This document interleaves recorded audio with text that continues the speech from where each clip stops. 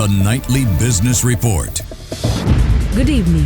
Tonight, as per the most recent staff report that follows the fourth assessment of the extended financing facility, the IMF estimates that Sri Lanka's debt to GDP ratio will fall to 88.3% by 2032. Perpetual Treasuries Limited has been prohibited from acting as a primary dealer by the Central Bank of Sri Lanka for a further 6 months. The ASPI and CBSL 20 ended the trading day in the red. And the trading week at the Colombo bourses started today with both indices recording losses. And following US President Donald Trump's warning that BRICS countries may be subject to greater trade penalties, Asian stock markets largely declined today.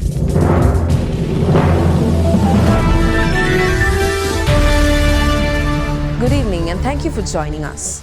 The IMF projects Sri Lanka's debt to GDP ratio will reach 88.3% by 2032, below its target of 95%, according to the latest staff report following the fourth review of the extended fund facility. The report confirms that Sri Lanka has met key debt targets, including external debt service relief and gross financing needs. The IMF attributed Sri Lanka's improved debt to GDP projection to a stronger exchange rate and higher dollar GDP estimates, which offset increased debt service cost. The debt to GDP ratio for 2032 has been revised down from 90.3% to 88.3%, below the IMF's target of 95%. The average gross financing needs to GDP ratio for 2027-2032 also improved slightly, dropping from 12.73% to 12.66% compared to the 13% target. The updated debt sustainability analysis reflects the actual debt stock as of the end of 2024. Baseline debt indicators have improved since the third review, now including the first state contingent debt instruments upper trigger. The government plans to mobilize long-term capital from supranational funds such as the EPF and ETF to establish development banking units within state-owned commercial banks by 2026. Deputy Minister Chaturanga Besinga revealed that instead of creating a new development bank, these units will be integrated into existing banks due to limited government bandwidth. The focus is on tapping into long-term funds from EPF, ETF and insurance funds to support development banking, as deposits alone provide short-term funding. Initially, the units will be set up within state banks with plans to later evolve private banks. The government is also in talks with the Asian Development Bank about possibly creating a standalone development bank in the future.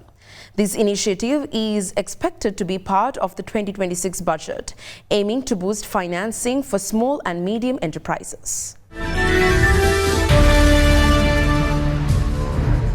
The Central Bank of Sri Lanka has extended the suspension of Perpetual Treasuries Limited from operating as a primary dealer for an additional 6 months.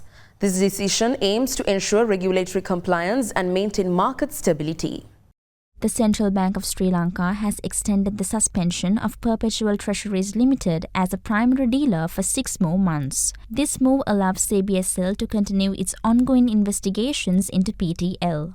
The decision was made under the Registered Stock and Securities Ordinance and the Local Treasury Bills Ordinance. PTL remains barred from conducting business and activities as a primary dealer during this period. The extension reflects CBSL's commitment to ensuring regulatory compliance. The investigation aims to uphold market integrity and financial stability. CBSL has emphasized the importance of transparency throughout the process. The central bank will review the situation at the end of the suspension period. Meanwhile, PTL is required to cooperate fully with the authorities during the investigation. The International Monetary Fund has stated that Sri Lanka's upcoming 2026 budget will play a crucial role in the ongoing economic reform program under the Extended Fund Facility. IMF Mission Chief Ewan Papageorgiou highlighted that discussions on the budget will be central to the fifth review, focusing on aligning revenue, expenditure and fiscal targets. Key reform priorities include tax policy changes, revisions to exemptions for special zones and improvements in customs administration. Structural reforms in state-owned enterprise governance and energy pricing remain important to reduce fiscal risks. The IMF also monitors efforts to maintain cost recovery, pricing and enhance transparency through audited financial disclosures of major SOEs. The fourth review approval unlocked $350 million in funding, bringing total disbursements under the EFF to $1.74 billion.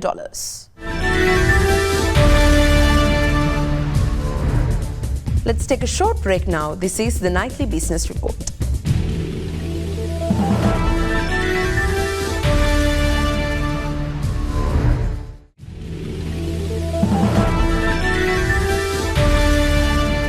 Welcome back to the Nightly Business Report. The trading week at the Colombo bourses began today, with both the indexes tracking losses. The ASPI and SPSL 20 conclude the trading day in the red. The turnover for the day stands crossing 2.4 billion. For further insights, we speak with Salama Sanun from First Capital Holdings. Thank you, Prashansa. The Colombo Stock Exchange started the week off on a dull note with dormant investor participation and low sentiment. The all-share price index dipped by around 106 points to close at 18,042. The index fell sharply at the open and staged a rebound for a brief moment before reversing course and surrendering to selling pressure that dragged it down. Key negative drivers were Melster Corp, Hatton National Bank, Commercial Bank, Aitken Spence plc and National Development Bank. Turnover stood subdued at 2.4 billion rupees, reflecting a 53% decrease from the monthly average, which is around 5.1 billion rupees. The capital goods sector was the top contributor to today's turnover, accounting for a share of 23%. This was followed by the banking and diversified financial sectors, which produced a joint contribution of about 37%. The top three gainers for the day were Colombo Fort Investments, Associated Motor Finance Company and Selinco Holdings, non-voting, whereas the top three prize losers were SMB Finance non-voting, Colombo Dockyard and Tess Agro non-voting. Thank you. The expectation for the week ahead at the Colombo bourses appear to be mixed, with the positive sentiment being swayed by selling pressures to come. For further insights on how the market will perform this week, we speak with Shahana Kanagaratnam from First Capital Holdings. Thank you, Prashansa. The Colombo Stock Exchange began the week on a cautious note, with the ASPI falling by 106 points to close at 18,042, supported by a moderate daily turnover of Rs 2.4 billion. Market sentiment remains closely tied to the impending decision on the US reciprocal tariff rate. While Sri Lanka was previously subjected to a 44% tariff, the Sri Lankan government's negotiations with the US is likely to result in a lower rate. However, if the revised rate remains above those applied to regional peers, it could dampen investor confidence in the short term.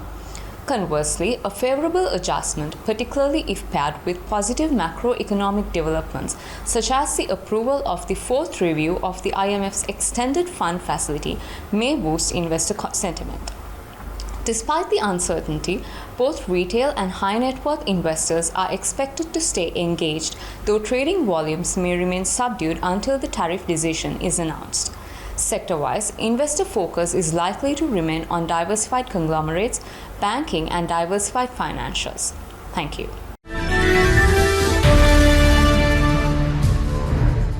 Gold prices receded in Asia trading hours after the Trump administration signaled that the deadline for US trading partners to conclude deals could be extended till August. Spot gold prices were down 0.8% at 3,311.52 cents per an ounce, while US gold futures were also down 0.8% at $3,318.85 cents per ounce. Gold prices have increased by more than 26% this year, driven by a surge in geopolitical tensions and the risk of inflation from tariffs. So far, the US has only agreed to trade deals with the UK and Vietnam.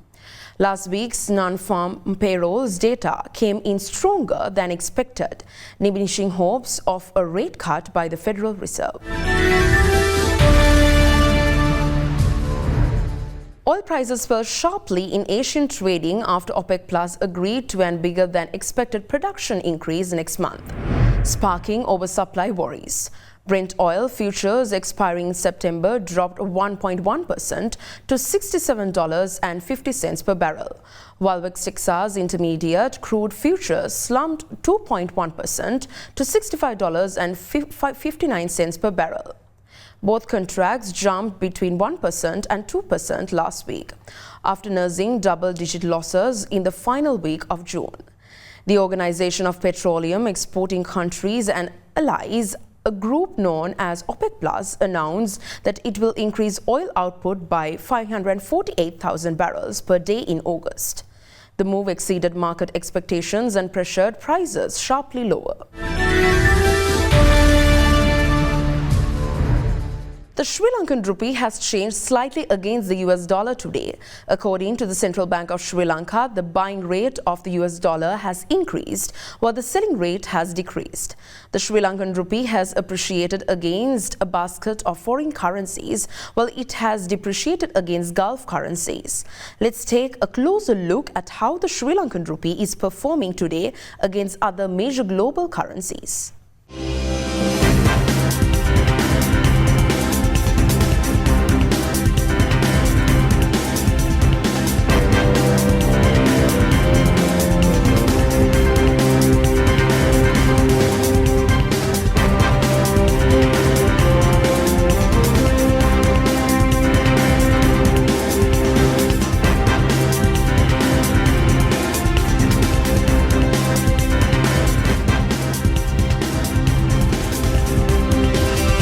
Short break now. This is the Nightly Business Report.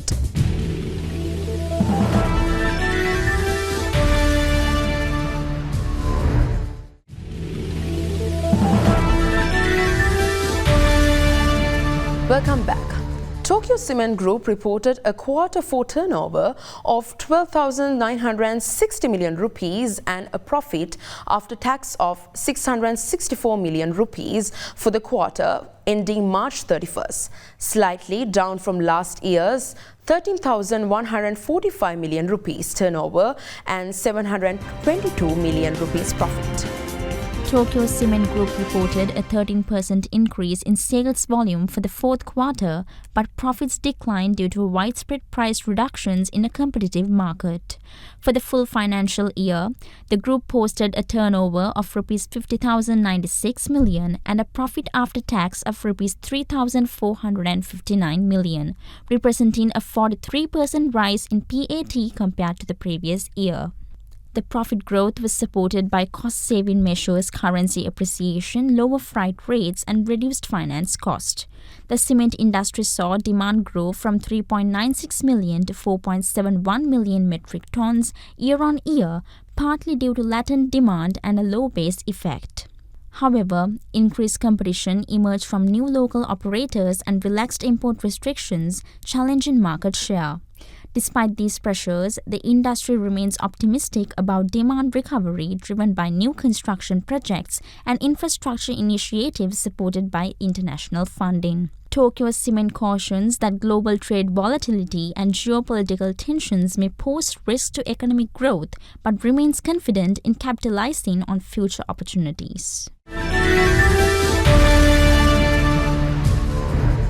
Associated Motorways Private Limited has signed a strategic memorandum of understanding with Orient Insurance to enhance the collision repair experience for insurance customers across Sri Lanka.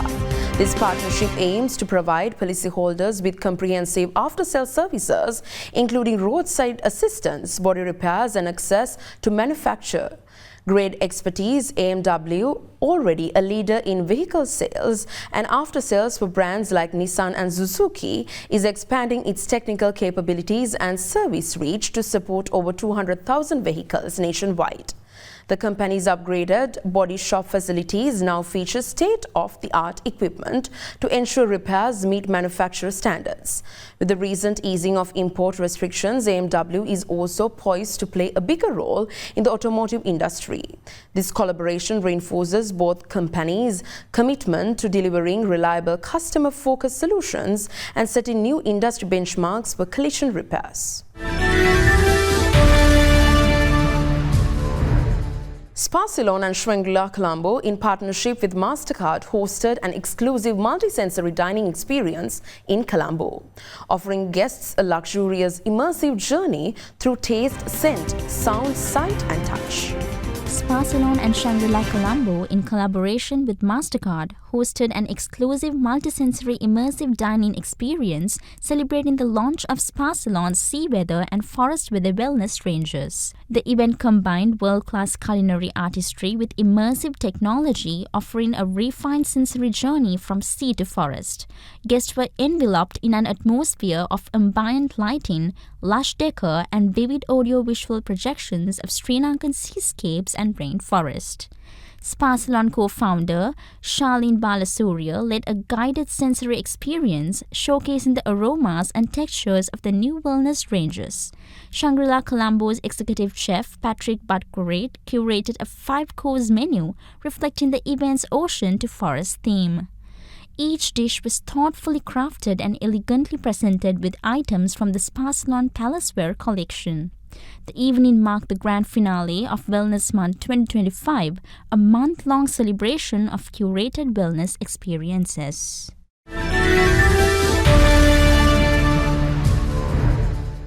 Lanka PLC made history by listing Sri Lanka's first ever sukuk on the Colombo Stock Exchange. The Sharia-compliant financial instrument marks a significant step in diversifying the nation's capital market. The listing was celebrated with a ceremonial bell-ringing event at the CSE trading floor. The sukuk includes 2 5-year IJRAJ-based debt securities, a fixed-rate offering with a 10.75% annual payment and a floating rate option linked to the average weighted prime lending rate. A total of 5 million units are now tradable under specific security codes and essence. The milestone introduces Islamic finance to Sri Lanka's capital market, attracting a broader range of investors. The move aligns with global trends toward ethical and inclusive finance. It also provides new opportunities for investors seeking Sharia-compliant investment options. The Commercial Bank of Ceylon has partnered with Haley's Agriculture to provide customized leasing and loan facilities for farmers purchasing modern agricultural machinery.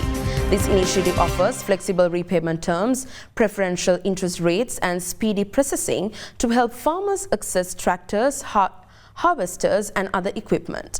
The partnership aims to boost mechanization, improve crop yields, reduce operational costs and support food security in Sri Lanka. Financing products are available to both individual farmers and agribusiness, covering a wide range of machinery supplied by Haley's Agriculture.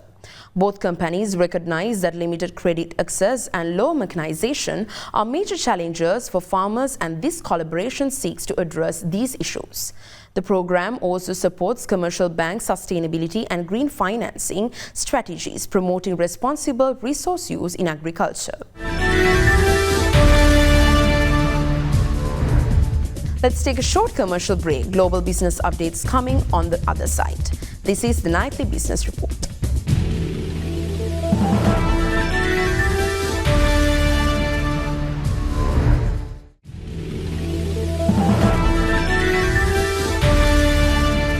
Welcome back to the Nightly Business Report. Asian stock markets mostly fell today after US President Donald Trump warned that BRICS nations could face high trade tariffs. China's CSI 300 and Shanghai Composite indexes slipped 0.4% and 0.1% respectively, while Hong Kong's Hang Seng lost 0.5%, with all three markets extending losses after Trump's comments. Despite recent progress in Sino-US trade relations and newly announced Chinese stimulus measures, investor sentiment remained cautious. India's Nifty 50 futures reversed early gains to trade slightly lower following the warning. Japan's Nikkei 225 and Topix indexes both fell by 0.5%, weighed down by mixed consumer spending data that raised doubts about the Bank of Japan's rate hike plans. South Korea's Kospi was flat, while regional tech stocks showed little reaction to strong earnings from Honghai Precision, an Apple and Nvidia supplier. The United States is close to finalizing several trade pacts in the coming days and will notify other countries of higher tariff rates by the 9th of July. President Donald Trump said, though he later also flagged a new policy, saying BRICS nations could face an extra levy. Donald Trump says the US is close to finalizing several trade deals and will notify other countries of their higher rates by his July 9th deadline. But it seems there will be a delay in the new duties taking effect. The US president spoke to reporters Sunday, with Commerce Secretary Howard Lutnick then jumping in to clarify the key date. In a later social media post, Trump said Washington would start delivering the tariff notification letters from Monday. Subsequently, he also rolled out a whole new policy, saying countries that aligned themselves with the BRICS group of developing nations, founded by Brazil, Russia, India and China, would be hit with an extra 10% levy. It wasn't immediately clear how that would affect ongoing talks. Only recently, Trump himself had mentioned India as among the nations likely to get a deal. On Sunday, one Indian news channel said the two sides were expected to make a decision on a mini-trade pact within the next 24 to 48 hours. Speaking on CNN earlier in the day, Treasury Secretary Scott Bessent said several big trade agreements would soon be announced. He said that talks with the EU, for one, had made big progress. Meanwhile, White House economic advisor Kevin Hassett told CBS that there could be wiggle room for countries engaged in earnest negotiations. He said things could push back past the deadline, but Trump would decide. Air France-KLM said it plans to increase its stake in Scandinavian airline SAS to 60.5%, up from 19.9% currently, by acquiring the stakes held by top shareholder Castlelake and Lind Invest. Air France-KLM said on Friday it plans to increase its stake in Scandinavian airline SAS to 60.5%. That's up from 19.9% now. It says it will acquire the stakes held by top shareholders Castlelake and Lind Invest. The purchase, subject to regulatory clearances, is expected to close in the second half of 2026.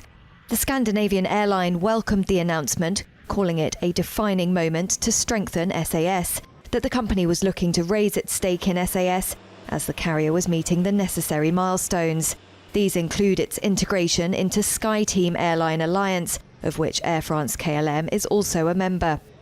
Air France-KLM said control of SAS would allow it to expand in the Scandinavian market and create additional value for shareholders.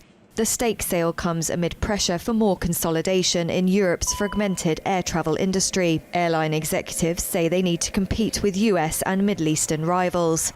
SAS carried more than 25 million passengers last year, generating revenues of $4.8 billion.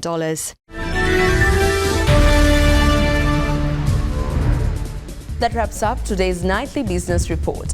We value your opinion. Share your thoughts and feedback with us through email at feedback.ad24english@derana.lk or via WhatsApp at 076805793.